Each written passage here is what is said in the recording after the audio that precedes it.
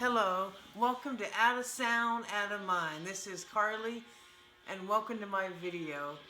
I'm originally from Houston, Texas, but I'm visiting Vermont. And while I was in town, I decided to check out some records and escape that awful heat down south. Without further ado, let's get started. Right here, we're listening to Dan Zura, Leo's Lament, and as you can tell, it's kind of got some country twang to it, and it really interests me though because I saw one of the titles and it says "Moon Over Texas," and I thought that was interesting, because I thought maybe he had roots in Texas because this is from a local Vermont artist. Um, and I looked up on Bandcamp, and sure enough, has roots in Texas as well. So that was really cool. But yeah, I mean, it's a really some songs are more chill and stuff, but it's really cool. It's a fun album. The next one I got was Cat Stevens, Mona Bone Jakin. I think that's how you pronounce it. And if you like Tea for the Tillerman and you like Teas in the Fire Cat, I think you would appreciate this. It's not one of his more popular albums, but it's really good. So yeah, I recommend this.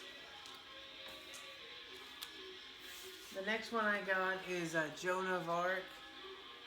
So much staying alive and lovelessness, and it wasn't one of my favorite albums of his because I have their first album, A Portable Model of, and I actually have original copy, which is really hard to come by. But this one, it just has some weird time signatures, some math rock stuff, and I'm not the biggest math rock kind of fan. And yeah, but I do know that they have connection with Martin Baseball and Captain Jazz. So I want to know if you could leave in the comments below, like where to start with those bands, because I really like to try out some of their stuff, but I don't know where to begin. Because if I like Joan of Arc, people say that I like them as well. So if you have any recommendations, let me know. But yeah, I was just this was a little disappointing, but. The next one I have is Sugaros Valeteria. I think that's how you pronounce it. But yeah, it's one of their better albums. I mean, they have so many good albums, but it's actually one of my favorites. It's very chill. The vocals are very angelic, and the arrangements are very beautiful. And this band's actually from Iceland, so. But yeah. They're just, I mean, it's one of those albums you can just put on and drift to sleep, they're just so soothing. It's got a cool gatefold. Yeah, totally recommend this. And the other one I had, which was a surprise buy, was Damon Albarn. They had this in the new release section, Dr. D. And this album, I mean, it goes on Discogs for like $50, not $500. Whoa.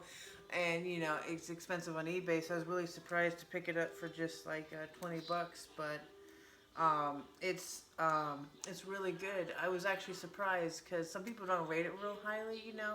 I expect it to be more like a singer songwriter type, but it's more.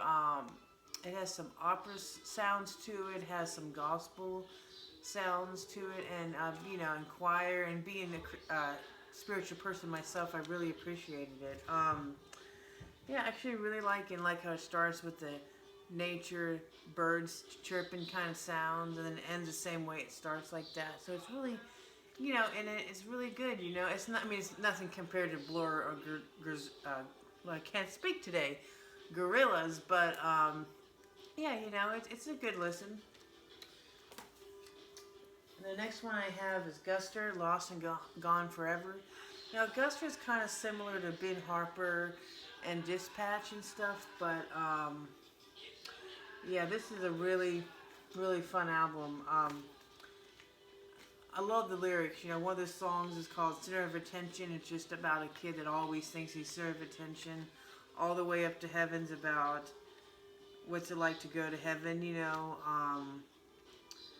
it's a really chill album, but then it has some darker songs too, like either way about lost love, like looking in the mirror and not liking what you see. These are just my interpretations, but yeah, I think this band Guster, if you're looking for some good lyrics, you definitely gotta listen to this.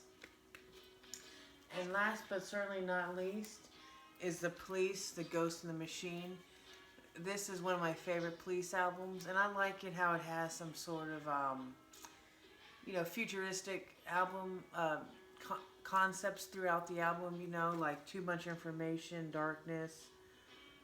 Yeah, it's really it's a dark at times, but it's very moody. But it really fits though, I really like it, because I think of a lot of Police songs as kind of punk or happy, but this one it was surprisingly dark, but I kind of liked it that way. So yeah, definitely if you like the Police, this is a good album to start with. Anyways, thank you so much for listening, and please feel free to comment and subscribe. Peace.